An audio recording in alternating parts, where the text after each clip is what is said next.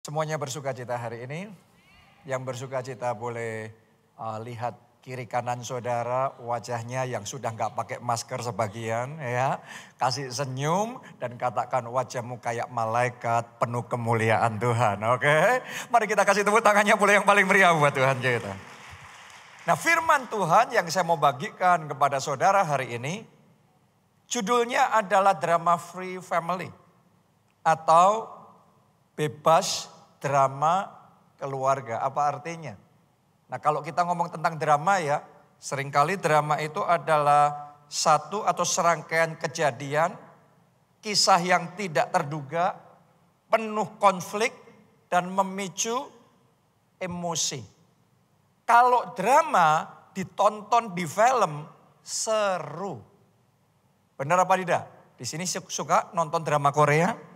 Semakin banyak konfliknya, semakin banyak gejolaknya, semakin menegangkan, filmnya semakin laris. Betul apa betul? Itu dalam film. Tapi drama di realita dalam kehidupan keluarga kita nggak seru, saudaraku. Kalau itu yang terjadi, ya, karena yang kita mau di dalam keluarga kita adalah keluarga yang rukun. Keluarga yang damai. Keluarga yang bersatu.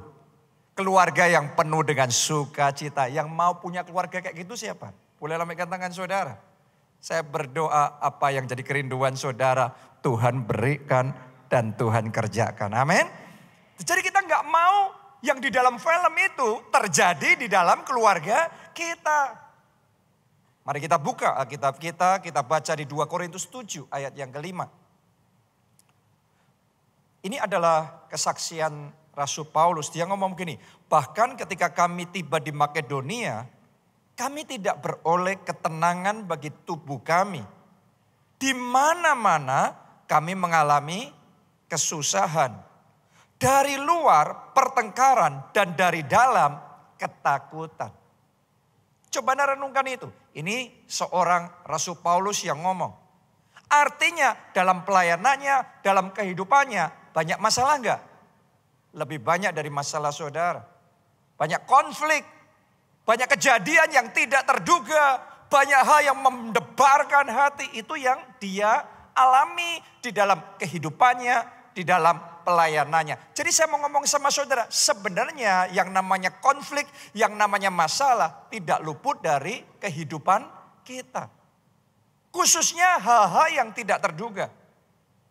Kadang-kadang terjadi, tiba-tiba didiagnosa, muncul sakit penyakit, padahal sudah olahraga, sudah makan sehat, sudah ini, sudah itu. Tidak terduga, muncul diagnosa yang mengerikan itu. Mendebarkan jantung. Atau tiba-tiba terjadi drama keluarga, ada perselingkuhan. Dan kemudian itu menggoncangkan fondasi keluarga saudara sampai ke fondasinya, sampai ke akar-akarnya. Atau tiba-tiba terjadi krisis moneter yang di luar dugaan, di luar perhitungan. Akhirnya itu menghabisi pekerjaan, menghabisi keuangan. Atau mungkin terjadi pandemi yang siapa menduga bakal sampai dunia tutup sampai seperti itu. Lockdown sampai seperti itu. Itu adalah masalah yang tidak terelakkan. Yang selalu akan terjadi selama kita hidup di dunia. Jadi drama-drama seperti itu memang selalu akan ada. Tapi hari ini yang saya mau ngomongkan sama saudara adalah drama keluarga yang sebenarnya bisa kita minimalkan. Yang sebenarnya yang bisa kita elakkan. Itu penting untuk kita pelajari hari ini. Ada masalah tidak terelakkan, tapi ada masalah bisa kita hindari. Ada masalah tidak harus kita alami. Kalau kita tahu bagaimana untuk menghadapi masalah itu. Bagaimana untuk bersikap dengan bijaksana. Oke. Nah ini penting sekali, kenapa? Karena kalau kita terus hidup di dalam drama keluarga yang gak habis-habisnya, yang gak perlu terjadi, tapi karena kita gak tahu caranya akhirnya terus terjadi drama keluarga, isinya hidup kita ini capek. Karena drama keluarga itu menguras energi, ya atau iya? Menguras emosi. Harusnya kita bisa tenang bekerja, konsentrasi, berprestasi, maju. Tapi gara-gara suami istri bertengkar terus sebelum berangkat kerja aja, kita sudah capek semua. Di kantor saja cuma isinya ngelamun. Gimana kreativitas muncul, gimana prestasinya bisa maksimal kalau yang kayak gitu tidak diatasi. Benar apa tidak? Jadi kalau kita perang internal saja nggak selesai, gimana kita bisa maksimal perang eksternal untuk maju, untuk mengalami terobosan, untuk progres dalam hidup kita. Karena itu saya berdoa melalui firman Tuhan hari ini. Drama-drama keluarga, masalah-masalah keluarga yang tidak perlu bisa selesai. Terjadi pemulihan dalam pernikahan saudara, pemulihan dalam hubungan saudara dengan orang tua, dengan anak-anak, dengan keluarga. Sehingga saya berdoa semua jemaat keluarga Allah, di dalam pekerjaan saudara, dalam pelayanan saudara, apapun yang Anda kerjakan bisa maksimal. Anda dipakai Tuhan melakukan perkara-perkara yang besar. Boleh katakan amin. Haleluya. Jadi penting sekali untuk kita bisa nyelesain masalah dalam keluarga dengan benar. Judul khotbah hari ini adalah bagaimana menyelesaikan masalah keluarga, how to deal with family drama. Bagaimana berurusan dengan drama keluarga. Itu perlu diselesaikan dengan baik. Yang kedua, kalau tidak diselesaikan dengan baik, maka di hati kita, bukan cuma kita, di hati pasangan kita, orang tua kita, anak kita, keluarga kita, isinya kecewa, pahit, sakit hati. Karena dalam drama keluarga selalu akan ada yang namanya saling menyakiti. Selalu akan ada yang namanya yang ini lebih pahit hati lagi. Akhirnya menyimpan dendam, akhirnya menyimpan kebencian. Berapa banyak suami dan istri, kalau saudara perhatikan, tatapan wajahnya adalah tatapan wajah yang pedih. Karena harus mengalami dan melalui semua yang sangat menyakitkan itu. Hari ini saya berdoa semua kepedihan hati itu, oleh karena kasih Tuhan mengalir di dalam hati kita. Hati saudara yang pahit dibuat jadi manis kembali. Pernikahan yang sudah hampir habis Tuhan pulihkan, Tuhan segarkan. Kasih yang dari surga mengalir dalam hidup saudara. Amin. Tapi kita harus tahu bagaimana menyelesaikan masalah di dalam keluarga. Yang ketiga, kalau masalah keluarga nggak selesai, akibatnya anggur sukacita, anggur kebahagiaan, anggur kasih kita akan turun dengan drastis. Kalau isinya bertengkar sama suami, sama istri. Isinya bertengkar sama orang tua, sama anak, sampai kayak gitu. Pasti happiness-nya kita terpengaruh. Turun dengan drastis. Tadinya kalau kita ketemu teman, kita kemana, kita berada, kita banyak senyum, kita banyak sukacita, ketawa. Tapi ketika kita sedang melalui hal tertentu di dalam hidup kita, dalam keluarga kita, konflik yang menyesakkan hati. Kadang-kadang narik bibir ini untuk senyum aja kaku banget saudaraku. Benar apa tidak? Berat banget rasanya. Kenapa? Masalahnya, konfliknya, drama keluarganya belum diselesaikan. Tapi saya berdoa melalui firman Tuhan ini, anggur sukacitamu akan ditambahkan kembali. Seperti dalam pernikahan di Kana, anggurnya habis, Tuhan bisa buat air jadi anggur. Saya berdoa dalam hati saudara, anggur sukacitanya ditambahkan, dipenuhkan sampai berlimpah-limpah. Amin. Karena itu kita harus belajar bagaimana menyelesaikan konflik drama keluarga kita. Nah, kalau kita ingin tahu bagaimana berurusan dengan drama keluarga, kita harus ngerti di dalam setiap drama keluarga, dalam setiap masalah yang dihadapi oleh keluarga kita, selalu ada 3 pihak yang terkait. Saudara harus sadar itu. Jadi itu bukan hanya urusan antara engkau sama suamimu. Itu bukan hanya urusan engkau sama mertuamu saja atau sama kakakmu atau sama adikmu saja. Anda harus tahu ada berapa? 3 pihak yang terkait dalam setiap drama keluarga. Saya berdoa, anointing to see, urapan untuk melihat, Tuhan berikan kepada saudara. Sehingga Anda bisa melihat ini. What's going on behind the scene?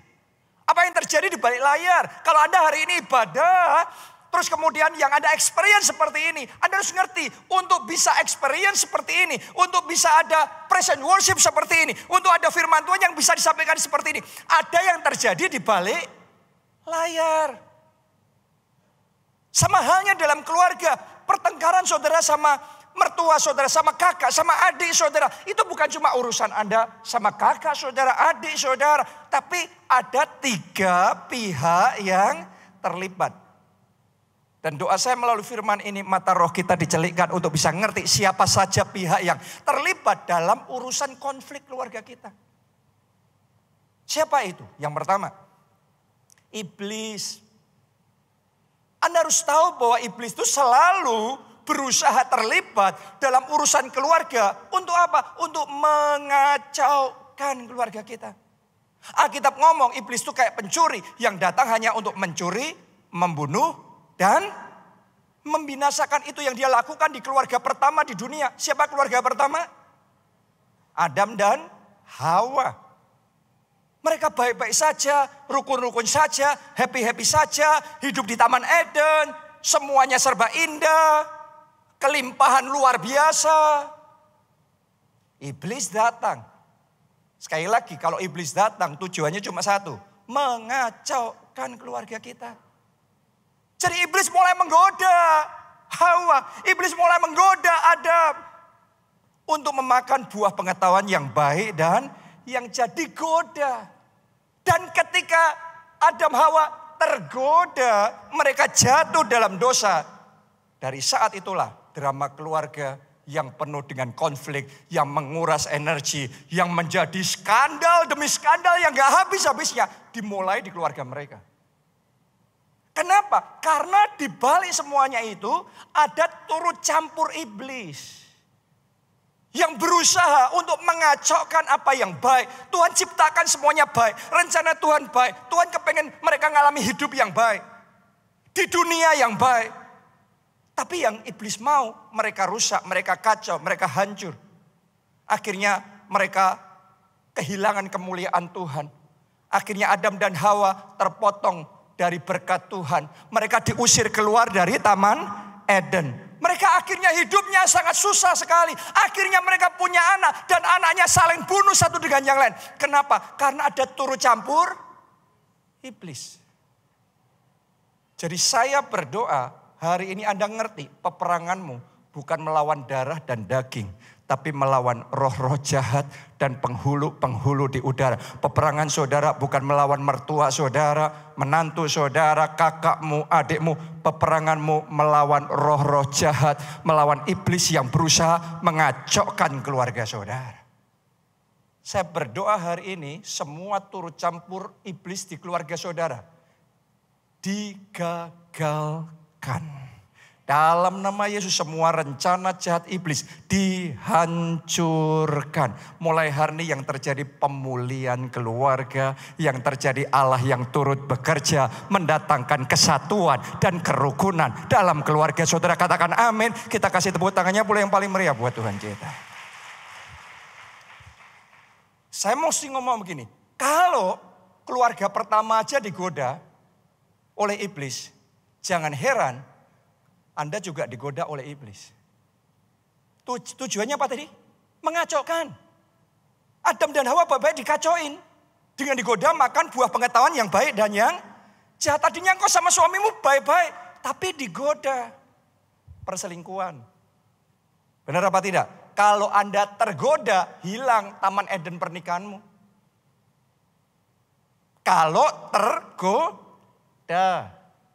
Tadinya keuangan baik-baik saja, pekerjaan baik-baik saja, tergoda. Gaya hidup yang lebih besar pasak daripada tiang. Wah, kepengennya kelihatan ngejreng. Kepengennya kelihatan keren. Akhirnya kita paksa.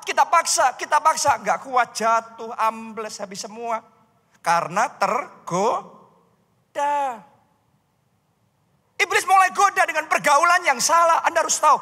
Kita harus mengasihi semua orang. Tapi kita tidak harus bergaul jadi sahabat dengan semua orang. Kenapa? Karena Alkitab yang ngomong pergaulan yang buruk merusak kebiasaan yang baik. Ada pergaulan tertentu Anda teruskan pernikahanmu hancur. harus ngerti, ada pergaulan tertentu, Anda lanjutkan, keluarga saudara akan kacau. Jadi ada godaan-godaan seperti itu yang kalau kita nggak ngerti bahwa itu di belakangnya ada iblis menggoda karena mau mengacaukan keluarga kita. Gampang untuk kita terjebak seperti Adam dan Hawa. Terjebak di situ. Kadang-kadang caranya iblis godaan. Tapi kadang-kadang caranya iblis untuk mengacaukan keluarga kita adalah serangan. Iblis bukan hanya bisa menggoda, tapi iblis juga kita mau melancarkan panah berapi. Untuk menghancurkan. Kadang-kadang panah berapinya adalah sakit penyakit. Dia berusaha untuk menyerang kita dengan sakit penyakit. Kadang-kadang kan panah berapinya adalah urusan dalam pekerjaan kita. Mengacaukan pekerjaan keuangan kita. Tidak semua masalah dalam pekerjaan keuangan kita disebabkan hanya karena kesalahan kita. Tapi kadang-kadang juga disebabkan karena iblis sedang untuk menyerang. Nah, kita harus ngerti godaan dan serangan ini, di baliknya ada iblis yang berusaha mengacaukan keluarga kita. Terus apa yang harus kita lakukan? Apa yang bisa kita lakukan? Kita baca Yakobus 4 ayat 7. Kalau Anda menghadapi iblis yang berusaha mengacaukan keluargamu, ini firman Tuhan ngomong.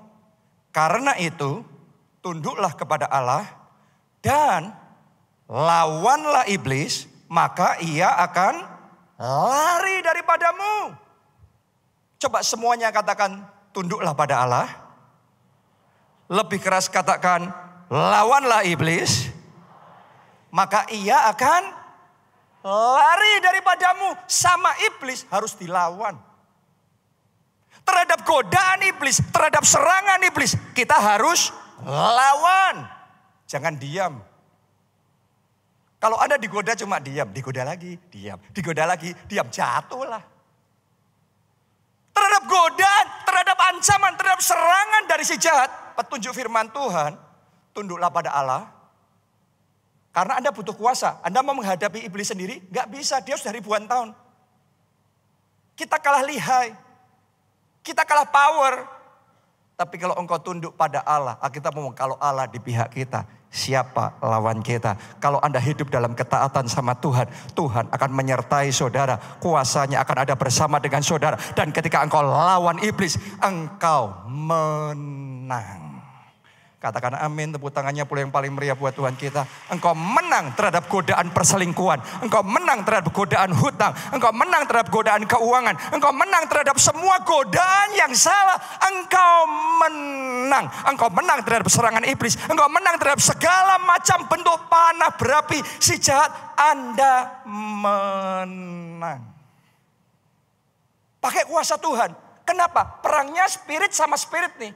Kalau Anda perangnya spirit, Anda harus pakai lawan kuasa spirit, kuasa roh Allah. Oke, ada serangan tuh fisik. Anda harus pakai tamengnya juga fisik. Tapi ada serangan tuh jiwa, pikiran. Ya, serangan strategi manusia. Kita juga pakai akal, pakai rencana. Tapi ada serangan kuasa roh. Kuasa roh Anda harus lawan dengan kuasa roh Allah. Maka engkau akan menang. Saya berdoa saat ini juga, ayo ya bersatu hati ya, bersama-sama ya. Dalam nama Tuhan Yesus, semua panah berapi, semua serangan dan godaan iblis untuk menghancurkan keluarga saudara saat ini dihancurkan. Katakan amin, tepuk tangannya buat Tuhan kita yang paling meriah. Karena dia yang berperang dan memberi kita kemenangan. Semua rencana iblis untuk menjatuhkan, menghancurkan keluarga dan pernikahanmu digagalkan saat ini. Amin. Itu yang pertama. Yang kedua kita baca Efesus 4 ayat 27. Dan janganlah beri kesempatan kepada iblis. Ini nasihat firman Tuhan. Jangan beri kesempatan sama iblis. Jangan buka celah sama iblis. Iblis hanya bisa merajalela kalau ada buka celah. Kalau ada celah di komputermu, hacker bisa masuk. Makanya jangan beri celah. Anda download file yang salah, kacau komputer saudara. Benar apa tidak? Jangan beri celah untuk maling bisa masuk di rumah saudara. Karena itu kunci dengan benar. Security-nya yang baik. Dalam spirit juga sama. Jangan beri celah. Iblis boleh menggoda Adam dan Hawa. Tapi kalau Adam dan Hawa nggak ngasih celah, nggak ngasih kesempatan, tutup telinga, nggak dengar omongannya iblis, mereka nggak tergoda, mereka nggak jatuh. Kalau saudara sudah ngerti Anda gampang jatuh dalam dosa perzinahan, jangan kasih celah yang salah dengan tontonan yang salah, dengan apa yang Anda dengar yang salah. Karena semuanya dimulai dari mata dan telinga kita. Kalau saudara ngasih celah, dengarnya salah, ngelihatnya salah, jangan heran. Maka akhirnya hidupmu juga salah, rusak. Keputusanmu salah, engkau tergoda, engkau jatuh dalam dosa, akibatnya kacau. Kalau Anda sudah ngerti sama lawan jenis yang satu itu, Anda sudah menikah, Anda punya banyak teman. Sama banyak teman saudara oke-oke aja. Tapi Anda ngerti sama yang satu itu, ya ada frekuensi khusus rasanya nyambung terus ke sana. Anda sudah ngerti ini salah, Anda segera out dari situ. Sama yang lainnya nggak apa-apa, salaman nggak apa-apa, tapi kalau sama ya itu gereng. Oke, yang kayak gitu Anda sudah ngerti, menjauhlah. Jangan beri kesempatan kepada iblis, jangan kasih celah. Karena itu cara iblis masuk. Anda kasih celah di rumah saudara, maling masuk. Anda kasih celah di komputer saudara, hacker masuk. Anda kasih celah di pernikahan, di keluarga saudara untuk iblis. Iblis masuk, bahaya. Jangan buka celah. Itu yang pertama. Yang kedua sekarang. Dalam drama keluarga, pihak kedua yang terlibat bukan cuma iblis. Sebaliknya ini. Ini satu pihak yang berpihaknya sama kita. Siapa? Tuhan. Nah, Yohanes 10 ayat 10 berkata begini. Pencuri datang hanya untuk mencuri dan membunuh dan membinasakan. Yesus ngomong begini. Aku datang supaya mereka mempunyai hidup dan mempunyainya dalam segala kelimpahan. Jadi kalau Yesus datang di pernikahanmu, datang di keluargamu supaya ada pemulihan, supaya ada sukacita, supaya ada damai sejahtera, supaya ada anugerah dan berkat melimpah di dalam keluarga saudara. Sebaliknya dari iblis. Jadi Anda harus ngerti tujuannya beda. Jadi sadarilah di dalam keluarga saudara bukan hanya ada iblis yang mau turut campur mengacaukan keluargamu. Tapi ada Allah yang mau turut bekerja dalam segala perkara untuk mendatangkan kebaikan. Ada Tuhan dalam keluarga saudara, ada Tuhan di rumah tangga saudara, ada Tuhan di dalam pernikahan saudara. Amin. Itu yang dialami oleh Yusuf dan Maria. Kadang-kadang tension itu juga tidak selalu iblis ya. Tapi kadang-kadang bagian dari Tuhan bekerja. Yusuf dan Maria tadinya pacaran, tunangan, bye-bye, semuanya lancar-lancar. Mereka planning untuk nanti menikah. Terus kemudian mereka bangun keluarga kecil yang bahagia, tata masa depan mereka. Tiba-tiba Tuhan interupsi.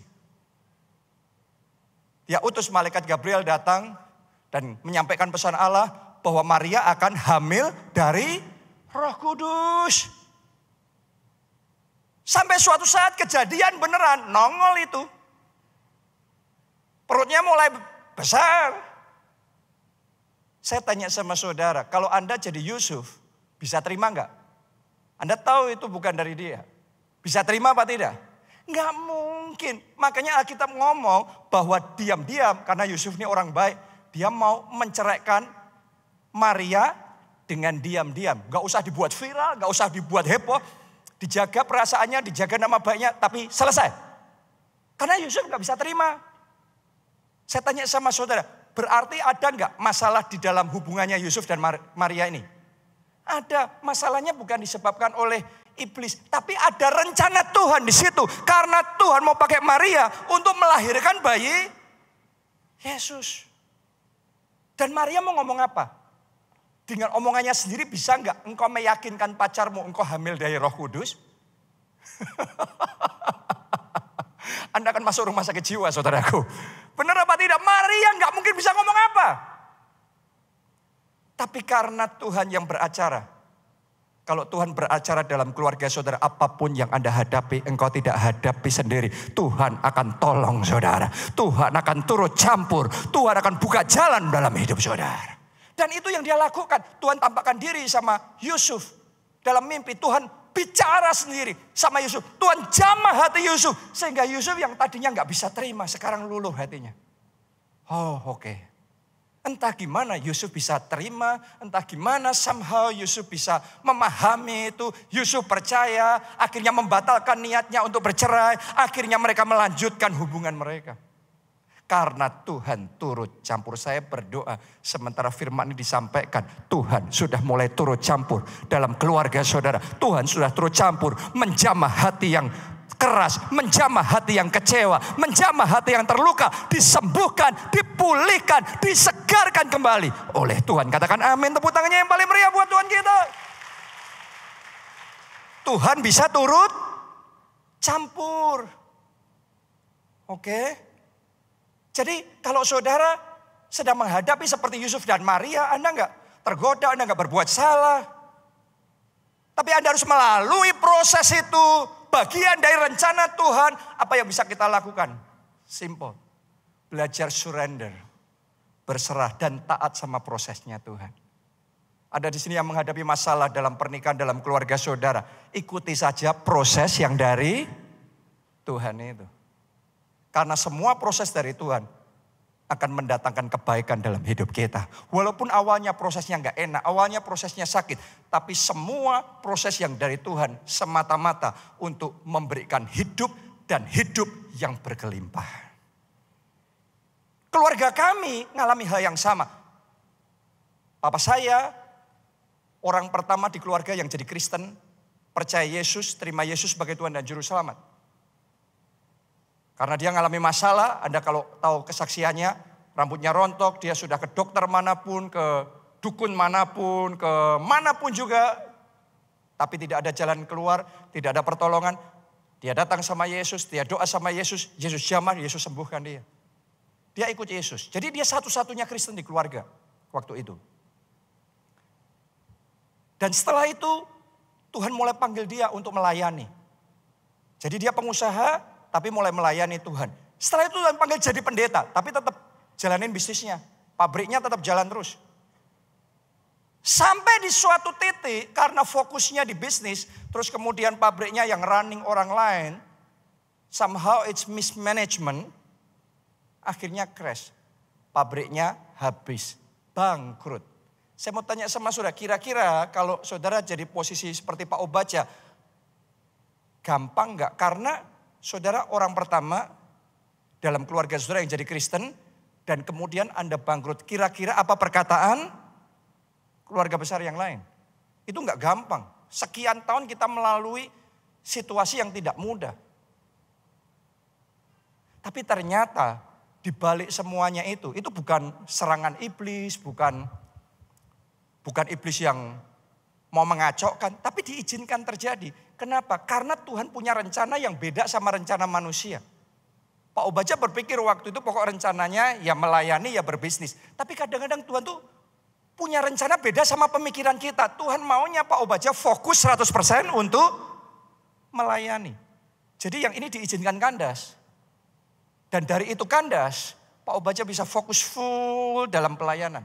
Karena dia fokus full dalam pelayanan, di situ kuasa Allah bekerja dengan leluasa, hikmat Tuhan mengalir dengan deras, dan kemudian revival terjadi, gereja bertumbuh, terobosan demi terobosan, lompatan demi lompatan, sampai akhirnya gereja kita jadi berkat sampai ke bangsa-bangsa. Ternyata di balik satu kehancuran besar, kerugian yang besar, Tuhan sudah menyediakan ada kemuliaan yang lebih besar. Kemenangan yang lebih besar kalau kita nurut prosesnya Tuhan. Jadi kalau hari ini Anda yang sedang dalam prosesnya Tuhan, Anda belajar berserah sama Tuhan. Anda belajar percaya dan mengikuti Tuhan. Yang penting tangan ini gak lepas dari tangannya Tuhan. Yang penting terus gandeng tangan Tuhan. Yang penting terus berjalan bersama Tuhan. Tuhan yang akan memimpin saudara pada jalan kemenangan. Katakan amin. Tepuk tangannya yang paling meriah buat Tuhan kita. Pak Obaja kehilangan bisnisnya, pabriknya. perusahaannya. Mungkin di antara saudara di tempat ini ada yang kehilangan orang yang Anda sayangi. Anda kehilangan warisan saudara, aset saudara. Anda kehilangan hal yang berharga dalam hidup saudara. Tapi kalau Anda sudah evaluasi dan Anda ngerasa kok kayaknya saya nggak ngelakuin hal yang salah ya. Kalau Anda ngelakuin yang salah ya tentunya harus bertobat dan memperbaiki kesalahan. Tapi kadang-kadang kita nggak ngelakuin yang salah pun terjadi dalam hidup. Ikuti aja proses Tuhan. Karena di babak berikutnya Anda akan melihat akan ada penyertaan Tuhan yang besar. Akan ada rencana Tuhan yang besar. Akan ada berkat Tuhan yang besar. Apa yang tidak Anda pikirkan dan bayangkan. Apa yang tidak dilihat mata, didengar telinga, timbul dalam hati manusia. Itu yang Tuhan berikan bagi setiap orang yang mengasihi Dia. Siapa yang mengasihi Yesus di tempat ini? Lambaikan tangan saudara. Terima yang terbaik dari Tuhan. Katakan amin. Tepuk tangannya yang meriah buat Tuhan kita. Itu pihak yang kedua. Pihak yang ketiga yang terlibat di dalam drama keluarga. Ya kita sendiri, manusia. Kita dan orang-orang yang di sekeliling kita. Itu pihak yang ketiga. Jadi ada iblis, ada Tuhan, ada manusia. Seringkali masalah keluarga kita bukan disebabkan karena iblis, tapi karena ketidakdewasaan kita sendiri, karena kekonyolan kita sendiri, karena kebodohan kita sendiri, kita berbuat salah, akhirnya kita yang menanggung akibatnya. Belum tentu semua kecelakaan karena serangan iblis. Lah kalau kita yang ugal-ugalan, kita yang kacau balau, mengemudi gak benar, jangan heran terjadi kecelakaan. Itu belum tentu karena iblis. Kadang-kadang iblis jadi kambing hitam terus. Ini iblis ini. Ini iblis. Waduh, kok aku disalahin terus? Kadang-kadang karena kesalahan kita sendiri. Mari kita baca firman Tuhan dalam Yakobus 4 ayat 1 dan 2. Dari manakah datangnya sengketa dan pertengkaran di antara kamu dan suamimu dan istrimu dan kakak adikmu dan mertuamu? Dari mana itu datangnya? Bukankah datangnya dari hawa nafsumu yang saling berjuang di dalam tubuhmu? Kamu mengingini sesuatu tetapi kamu tidak memperolehnya, lalu kamu membunuh, kamu iri hati, tetapi kamu tidak mencapai tujuanmu. Lalu kamu apa? Bertengkar dan kamu berkelahi. Kamu tidak memperoleh apa-apa karena kamu tidak berdoa. Alkitab sudah ngomong ini seringkali yang jadi penyebab pertengkaran suami istri. Pertengkaran kakak adik, mertua menantu, orang tua anak. Lihat aja. Bahkan orang tua anak bisa kacau loh saudara. Mertua menantu apalagi. Sudah bisa melihat itu di mana-mana terjadi. Kadang-kadang masalahnya tidak selalu iblis. Tapi karena hawa nafsu kita sendiri. Iri hati kita sendiri. Kesalahan, kekonyolan kita sendiri. Yang ditengking iblis terus. Padahal kita sendiri yang perlu ditengking. Ya, terus harusnya kita gimana untuk mengatasi hal ini? Yang pertama, belajar bertumbuh secara rohani.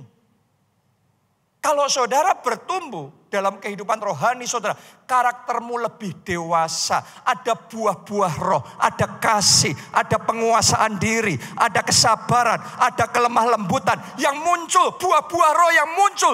Semakin banyak buah roh yang muncul dalam hidup saudara, semakin kecil pertengkaran dalam pernikahan saudara. Semakin sedikit konflik di dalam keluargamu. Jadi kita semakin dewasa, semakin sedikit drama konflik di dalam keluarga kita. Makanya bertumbuhlah secara rohani. Anda di dalam gereja seperti ini, Anda menerima firman Tuhan. Terima itu masuk dalam hati saudara. Dan doa saya, firman ini menghasilkan buah-buah pertobatan, buah-buah roh yang mendewasakan karakter saudara.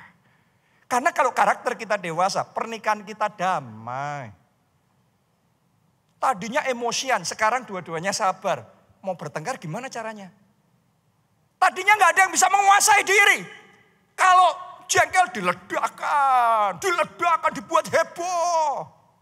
Sekarang dua-duanya suami istri bisa menguasai diri. Yang harusnya masalah perang dunia jadi rukun. Karena bertumbuh dewasa.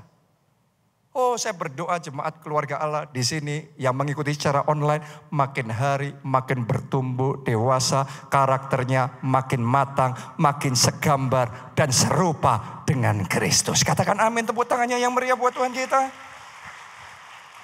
Yang kedua, untuk mengatasi yang satu ini, urusan ketidakdewasaan kita ini, belajar bijaksana. Be wise.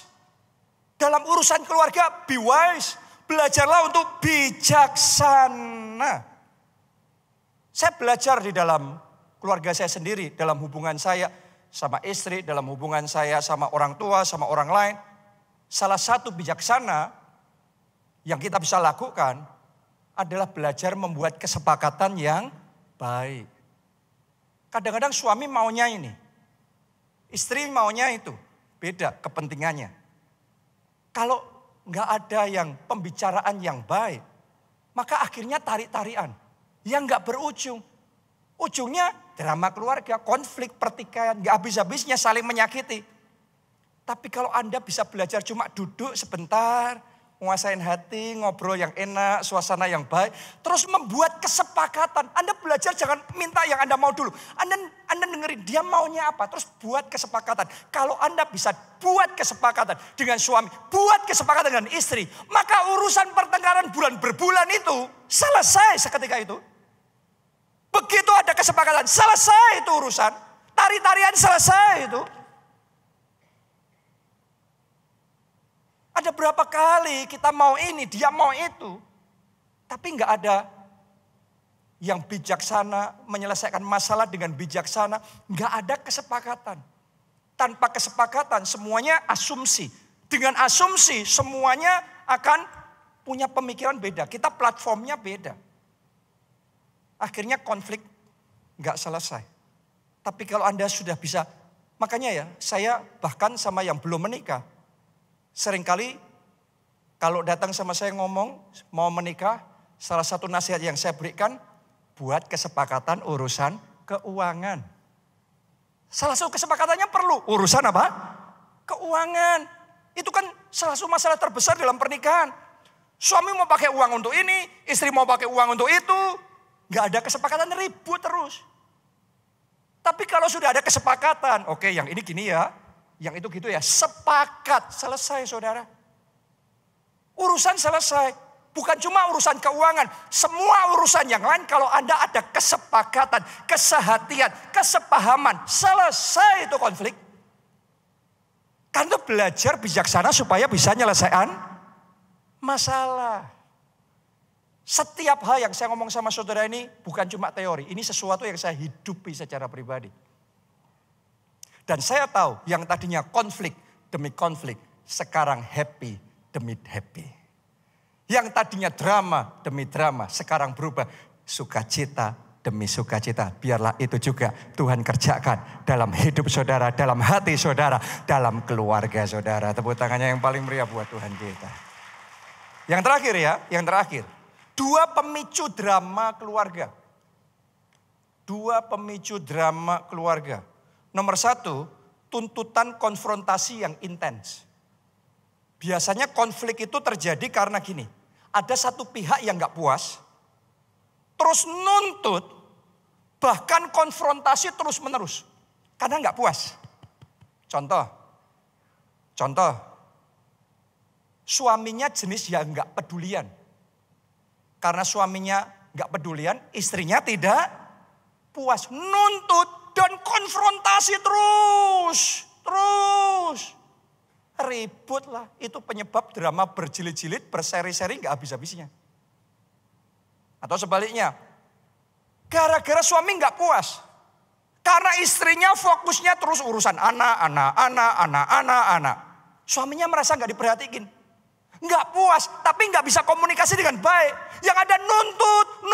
Ributlah perang dunia ketiga. Itu sandal terbang, piring terbang, semua terbang saudaraku di rumah. Atau mungkin mertua, menantu, orang tua, anak. Yang beda cara berpikir, beda cara bekerja, jadi satu. Ributlah, saling menuntut, saling memasakkan kehendak, ribut. Konfrontasi yang gak habis-habisnya. Jadi solusinya gimana kalau saudara ngalami yang seperti ini? Yang pertama, sadari terlebih dahulu bahwa tidak akan ada pernikahan atau keluarga yang bisa bahagia kalau tuntutannya terus-menerus. Oke, memang kadang-kadang ada hal tertentu yang Anda perlu perjuangkan dan golkan. Tapi kalau semua hal isinya tuntutan demi tuntutan, capek. Benar apa tidak? Nggak ada pernikahan yang bisa bahagia. Bahkan kalau Anda dapatkan yang Anda mau, Anda nuntut, Anda berjuang, pokok akhirnya ya sudah. Suami saudara oke, istri saudara akhirnya ya sudah. Karena dituntutin terus. Anda sendiri yang happy, tapi pasanganmu nggak happy. Saya sudah melihat keluarga-keluarga hancur. Kenapa? Karena cuma satu pihak yang happy, yang satunya nggak happy, akhirnya benci dalam hati. Oke, tapi benci dalam, nggak terima dalam hati. Jangka panjangnya perang dunia ketiga tuh. Karena di dalam keluarga, it's not only about what I want, but more on what we want. Keluarga itu kalau mau happy, itu bukan tentang yang saya mau. Tapi tentang yang kita mau. Anda bisa menang, tapi keluargamu kalah. Engkau bisa menang, tapi pernikahanmu kalah. Kadang-kadang kita perlu mundur sedikit. Ya sudah, kita ngalah. Tapi kita bersama, sekeluarga, kita menang. Pernikahan kita menang. Ada kerukunan, ada pemulihan, ada damai sejahtera. Dan saya mau ngomong gini, seringkali kita kalah dulu. Kita kalah dulu, pasangan kita yang menang, pasangan kita yang menang. Nanti Anda akan kaget, Anda lakuin itu terus sampai di satu titik. Tuhan bekerja mendewasakan pasangan saudara. Akhirnya dia gantian yang ngalah ganti. Dia gantian ya sudah, oke ganti. Dua-duanya sama-sama ya sudah saya ngalah. Indah enggak keluarga itu? Heaven on earth. Yang tadinya hell on earth. Neraka di bumi, wah tarik-tarian, tuntut. Ya sekarang saling ngalah, saling pengertian. Jadi hari ini rubah mindset saudara. Bahkan seringkali kita harus menyadari ada pengharapan tertentu yang hanya bisa Tuhan memenuhi pengharapan itu. Manusia nggak bisa. Anda mau nuntut pasangan saudara kayak gimana pun, nggak bisa. Kenapa? Karena hal yang persis sama. Ada hal tertentu dari kita. Mau dituntut kayak gimana pun. Kita mau seperti apapun. Kita sendiri tidak bisa berubah. Jadi daripada kita nuntut terus. Let it go. Saya belajar satu hal ini. Saya sama istri saya punya kebiasaan yang beda. Ya saya itu, dia orangnya rapi sih. Tapi saya lebih rapi dari dia. Oke. Ya, dia orangnya on time sih. Tapi saya jauh lebih on time daripada dia. Yang jadi masalah itu seringkali itu gapnya ini loh saudaraku. Nah gara-gara urusan itu. Namanya orang yang lebih rapi. Kita maunya kalau misalnya ini dibuka pintunya. Ngambil apa, setelah itu apa? Ditutup. Itu yang selalu saya tutup pintunya, tutup. Itu kalau saya terus ribut lama-lama. Saya harus belajar tutup mata daripada tutup pintu. Tutup mata. Oke, bapak-bapak yang ada di tempat ini nunggu istri dandan. Mau acara pergi, itu mau Anda ngomong sampai mulut berbusa. Sampai Yesus datang kedua kalinya kayaknya tidak berubah dulu, sekarang sampai selama-lamanya. Kalau Anda terus nuntut dan membuat tegang, poinnya adalah on time. Betul apa tidak? Tapi firman Tuhan ngomong perkataan yang pedas membangkitkan amarah. Tujuannya on time, tapi Anda karena jengkel, ayo cepat. Itu sudah pasti firman Tuhan berlaku. Anda mau ngomongnya tentang on time pun, topiknya on time, tapi on time yang disampaikan dengan nada pedas. rumusnya ribut. Itu sudah firman Tuhan ngomong, Anda nggak bisa ngalahin firman Tuhan. Jadi daripada tuntutan yang nggak ada habisnya. Belajar, saya belajar banyak dari Pak Obaja. Sit back and relax. Oke, mau terlambat 5 menit silahkan. Mau terlambat 15 menit, ayo. Wong lockdown aja sudah kita sampai mundur berapa lama coba. Ya kan? Dulu kan nggak mungkin nggak ibadah minggu gereja kita dari berdiri puluhan tahun. Nggak pernah ada yang namanya ibadah minggu di cancel karena apapun. Mau kerusuhan mau apapun jalan terus. Tapi lockdown kemarin cancel semuanya. Saya mikir kalau ibadah bisa di cancel, pernikahan bisa cancel semua. Kalau cuma nunggu 15 menit saya tunggu. Daripada saya nuntut gak bisa-bisa ribut. Belajar relax, belajar let go lah.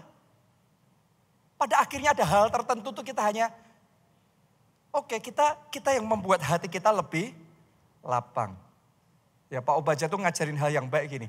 Kalau engkau main bola di kamar, apa yang terjadi? Nendang bola sebentar langsung duk, duk, duk, duk. Berantakan, hancur semua.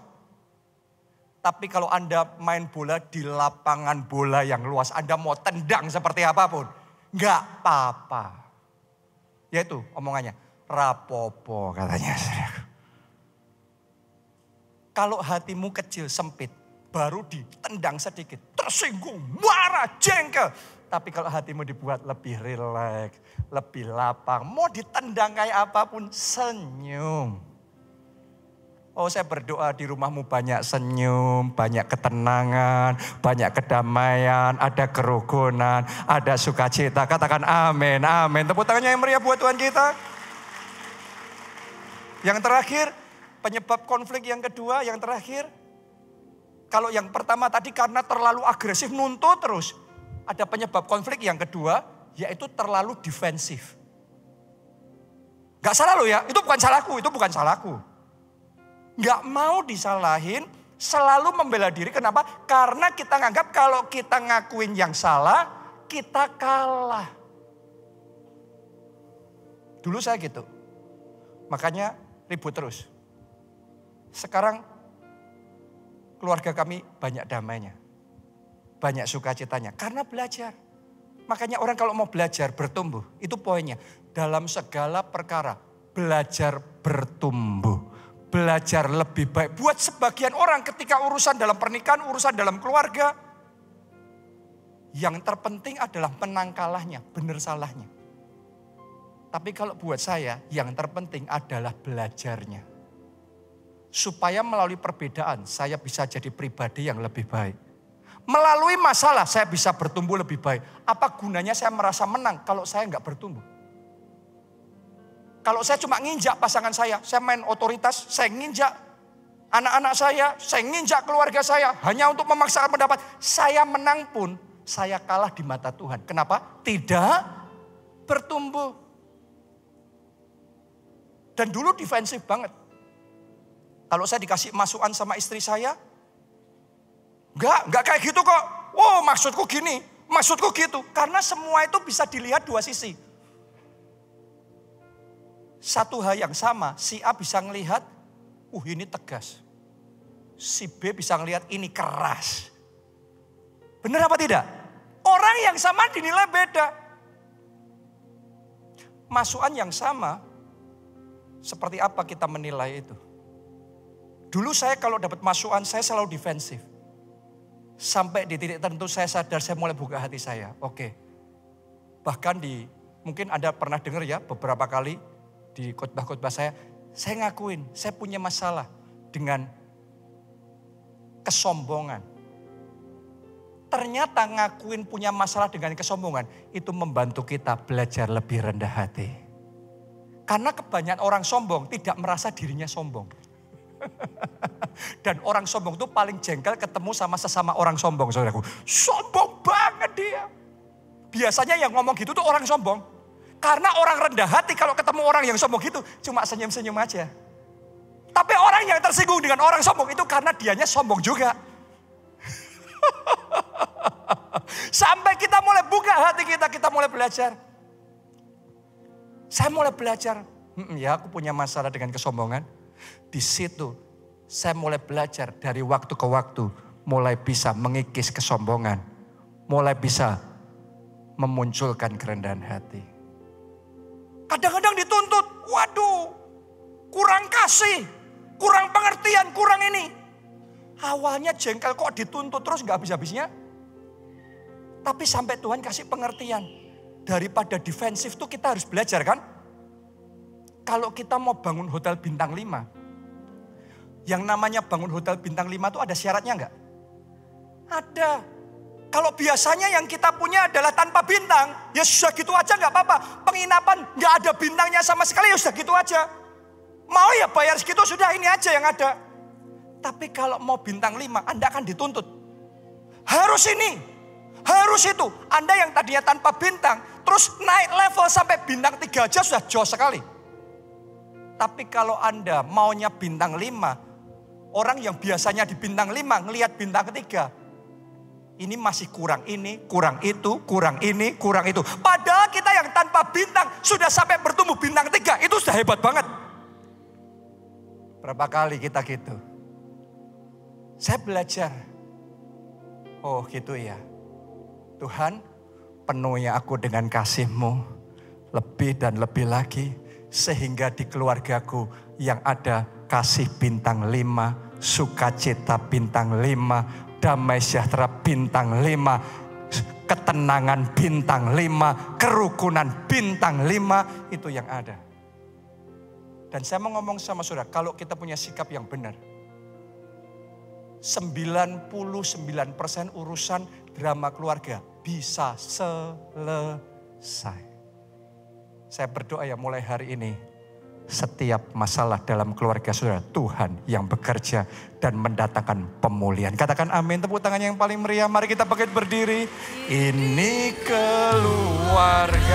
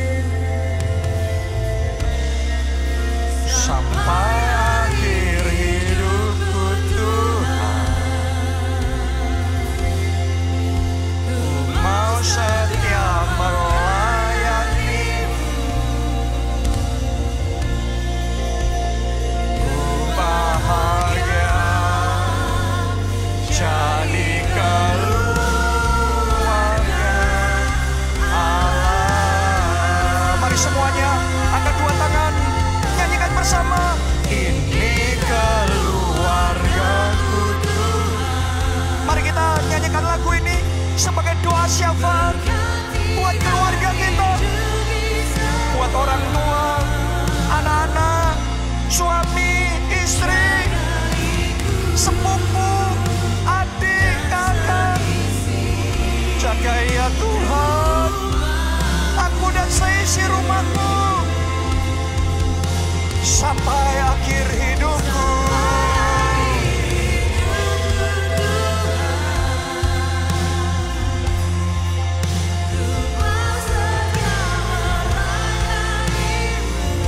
Amin, amin.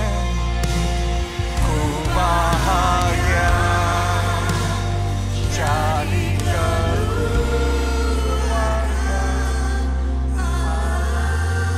Saya berdoa kita semua jadi keluarganya Allah. Jadi anak-anaknya Allah. Karena kalau saudara anaknya Allah, maka Allah akan turut campur dalam hidup saudara. Pasti ada bedanya masuk di dalam keluarganya Allah sebagai anak-anaknya Allah. Dan di luar itu pasti turut campurnya Allah berbeda. Karena itu kalau saudara mau jadi anak-anak Allah, mari buka hati saudara. Undang Yesus masuk sebagai Tuhan dan Juru Selamat. Alkitab ngomong bahwa barang siapa percaya kepada Yesus, ia diberi kuasa menjadi anak-anak Allah. Anda yang mau angkat dua tangan saudara, ikuti doa ini. Katakan, Tuhan Yesus, masuklah dalam hatiku, jadi Tuhan dan Juru Selamatku. Ampuni dosa-dosaku, jadikan aku anakmu. Selamatkan hidupku. Mulai sekarang hidupku ini milik Tuhan Yesus. Aku mau mengiring Yesus, melayani Yesus seumur hidupku.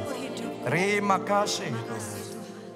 Yang kedua, saya ajak saudara berdoa buat keluarga masing-masing. Kadang-kadang kita harus ngerti ya, bukan hanya yang kelihatan oleh mata, tapi yang tidak terlihat oleh mata. Itu yang bermain. Baik dari sisi Tuhan, Tuhan pasti mau turut bekerja buat keluarga saudara. Tapi sadari juga seringkali banyak hal pertengkaran dan macam-macam. Karena iblis mau mengacaukan keluarga saudara. Jadi saat ini mari satukan hati. Anda mungkin doa sendiri ragu-ragu. Tapi kita di gereja doa bersama. Kita satukan hati, satukan iman. Mari kita lawan iblis. Karena firman Tuhan ngomong, tunduklah pada Allah, lawanlah iblis, maka ia akan lari daripadamu. Ayo satukan hati, berdoa bersama-sama. Katakan, Tuhan Yesus. Semuanya dengan segenap hati katakan, di dalam nama Yesus. Semua godaan iblis, semua serangan iblis, semua rencana iblis digagalkan, dihancurkan dalam nama Tuhan Yesus. Ayo masing-masing angkat suara dan berdoa. Berdoa lawan iblis. Pakai kuasa Tuhan lawan iblis. Semua godaan perselingkuhan, perzinahan itu dihancurkan. Semua roh yang memecah kesatuan keluarga, memecah belah, roh memecah belah, dihancurkan. In the name of Jesus. Semua godaan-godaan gaya hidup yang tidak sehat, gaya hidup yang berlebihan, dihancurkan. Gaya hidup yang menyebabkan keuangan keluarga jadi bahaya, dalam nama Yesus dihancurkan. Semua pergaulan-pergaulan yang salah, tontonan-tontonan yang salah, dihancurkan dalam nama Yesus. Bahkan semua sakit penyakit dihancurkan in the name of Jesus. In the name of Jesus. Tuhan turut campurlah. Tuhan turut campurlah dalam keluarga kami, dalam pernikahan kami, dalam rumah tangga kami. Tuhan turut campur. Saudara katakan itu sama Tuhan. Tuhan turut campur. Jamah hati kami, jamah pasangan kami, jamah orang tua, anak, jamah kami Tuhan. Jamah kami Tuhan. Jamah kami Tuhan. Kami mau bertumbuh dewasa dalam Tuhan. Ini keluarga-Ku Tuhan. Berkati dan lindungi semua. Jaga itu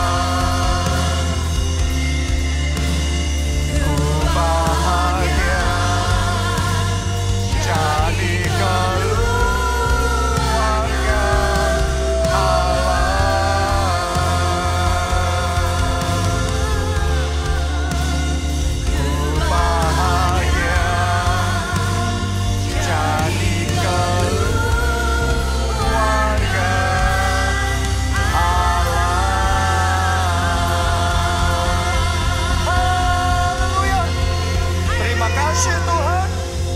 Amin. Siapa yang diberkati pada hari ini? Amin. Kita kasih tepuk tangannya yang paling meriah buat Tuhan kita. Sebelum kita tutup, ada 2 pengumuman. Buat saudara yang butuh konseling, karena urusan keluarga kadang-kadang perlu konseling ya. Lebih lanjut maksudnya, gereja kita membuka layanan konseling dan Anda bisa menghubungi nomor call center kita di 0899 789 5000. Kok kayaknya beda ya ini? Oke. Mungkin Anda kalau mau dan Anda butuh, Anda bisa catat di handphone saudara. Saya ulangi sekali lagi. 0899 789 5000. Gampang ingatnya ya. Jadi kalau Anda butuh, Anda bisa menghubungi dan konselor-konselor gereja kita siap untuk melayani saudara. Yang kedua, buat saudara yang rindu terlibat di dalam pelayanan, karena dalam bulan Juli ini kita sedang membuka rekrutmen untuk pelayanan. Buat saudara yang rindu terlibat pelayanan, Anda bisa menghubungi Info Center Ministry atau Sekretariat Gereja.